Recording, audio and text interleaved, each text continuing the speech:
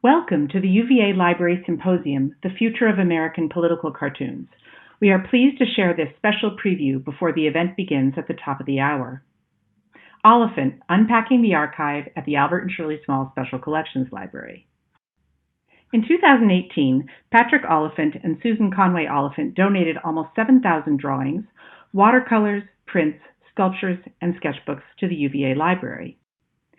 It is a massive collection, including not just Oliphant's artwork, but a wealth of archival material, including correspondence, photographs, professional papers, scrapbooks, and recordings. There are also no fewer than 22 bronzes, as well as 2 waxes, to complete the collection. To celebrate this monumental acquisition, we mounted a major exhibition in the fall of 2019 to reveal the archive to the public. Although Oliphant's work has been on display in venues such as the National Portrait Gallery, the Library of Congress, and several presidential libraries, ours was the first exhibition to juxtapose Oliphant's artwork with archival material, most of which had never been on view. Sharing the exhibition with Patrick and Susan was a delight, and we are thrilled to have them here for the symposium, even if it is only over Zoom. Endowed with a skepticism of the status quo, a love for drawing, and little formal training, Oliphant began his career at 18 as a copy boy at a newspaper in Adelaide, Australia. His talent soon recognized by editors, Oliphant became a cartoonist. Not long after, punk arrived on the scene. Oliphant has said that punk provided him a much-needed outlet in the restrictive editorial environment of Australian newspaper publishing.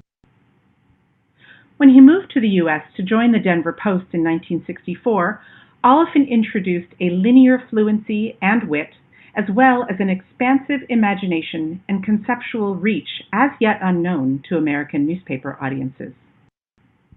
His swift rise to prominence, including a Pulitzer Prize in 1967, was followed by 5 decades of sustained, uncompromising work.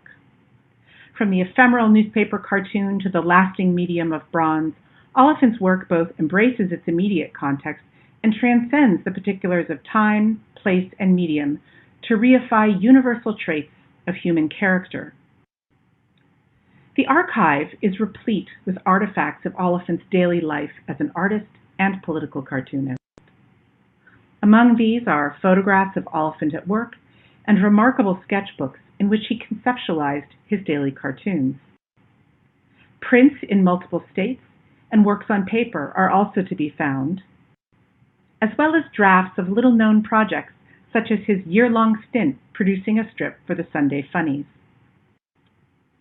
Exhibition audiences were particularly taken with Oliphant's correspondence files, which are replete with fan mail, hate mail, and many requests for cartoon originals.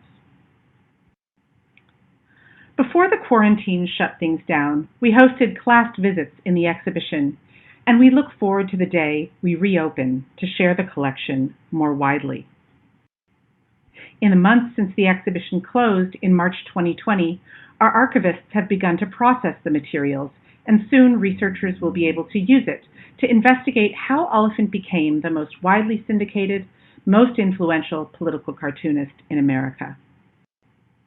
We are grateful to Patrick for the generosity he has shown to our staff in helping us to prepare to work with his archive. To learn more about the Oliphant collection, our vast American political history holdings, and further cartoon collections, including the archives of Virginia artists Fred Seibel and Bob Gorel, please visit our website or email curator Molly Schwartzberg. Thank you for watching.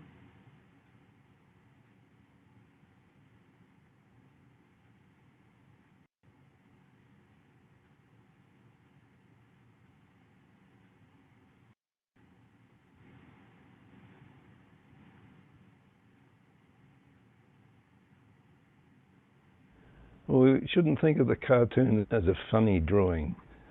It's supposed to be a serious expression of political thought. If it is done well, and if the cartoonist takes his work seriously. We have not enough people in the art these days that want to want to make a study of it. The art of drawing, which was for boys like me who were lousy at baseball and all sports, that's gone. I don't know how young people entertain themselves now, but it's not with drawing. Political cartoons were invented for the print medium. Print is now going bye-bye. One thing that sort of sustained political cartoon was the old news cycle. You know, events would happen, and you'd have your newspaper first thing in the morning, and then the evening news at night, and then rinse and repeat. So there was a kind of a regular cycle. First came television, which took away a lot of advertising for artists. Then came the computer, which took away even more advertising from the artists and put the magazines out of business. Suddenly, there are very few cartoonists who can make a living anymore. I think it's sort of collateral damage of the digital age. There is no news cycle anymore. It's 24/7. That's what makes this kind of work challenging all around the country. It is what is making journalism challenging around the country. But not just the changing nature of the business model, it's also the willingness of editors and publishers to take the heat for doing honest work. As a society, we seem to be in the process of losing our sense of humor because of political correctness, because of all this business about trigger warnings and safe spaces and microaggressions. One of the trends that is terribly disturbing is the profit-making corporations taking over the media. Rob Rogers, who was the cartoonist at the Pittsburgh Post-Gazette, is an example of this. You know, he did difficult work. His publisher told him to stop doing so many cartoons about Donald Trump because he was, quote unquote, becoming too obsessed with the president. Rob was 30 years on that paper. I mean, his publisher knew damn well who he was and what he did. I mean, every editorial cartoonist gets stuff spiked, like a couple a year. He got 6 spiked in a matter of weeks. All Trump cartoons. When the President of the United States every day does something that is newly offensive and an affront to democracy and civil liberties, for a cartoonist not to be doing that work is absolutely insane. Liebling once said, yes, there's a free press in this country for anyone who owns one. Newspapers more worried about the bottom line and popularity and things like that, even though most of the mastheads on newspapers were there to seek the truth. Political cartooning is a form of satire, and satire turns on mockery, and mockery is about giving offense. So if you can't do that anymore, you don't have political cartoonists.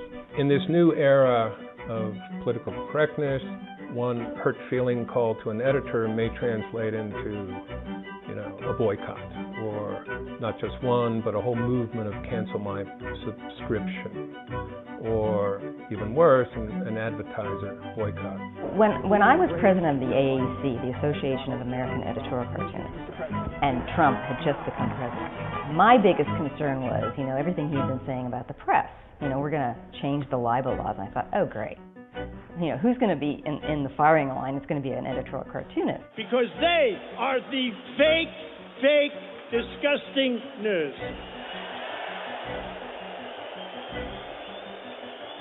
No, I did see it, yeah.